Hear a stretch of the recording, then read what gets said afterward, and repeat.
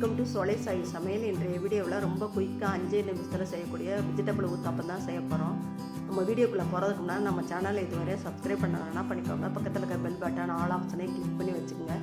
அப்போ தான் நம்மளோட எல்லா வீடியோ உடனுக்குடன் நோட்டிஃபிகேஷனில் வரும். வாங்க வீடியோக்குள்ளே போய் எப்படி செய்கிறதுன்னு பார்க்கலாம். இந்த பாத்திரத்தில் 3 கப்பு இட்லி மாவு எடுத்து வச்சுருக்கிறேன். இதில் நறுக்கி வச்சுருக்கிறதெல்லாம் போட்டுக்கலாம்.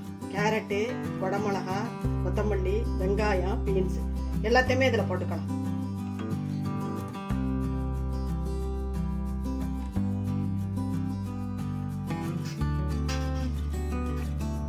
கரைச்சிக்கிட்டு ஊற்ற வேண்டியது ரொம்ப ஈஸி.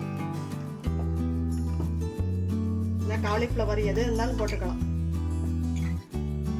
கல்லு காஞ்சிருச்சு, ஊற்றிக்கலாம்.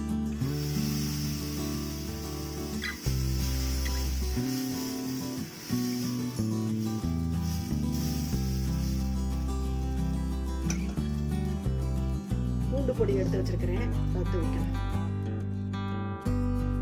காயை கலந்து வச்சுக்கிட்டு மேலால கூட தூவிக்கலாம். இப்படி மாவுலே போட்டோம்னா அதோட சேர்ந்துக்கும், கீழே உதிராது.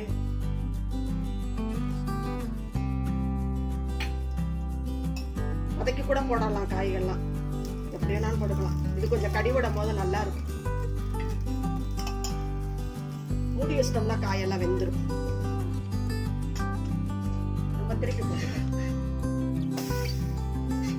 வெந்துருச்சு, ஒரு பிளேட்ல எடுத்துக்கலாம்.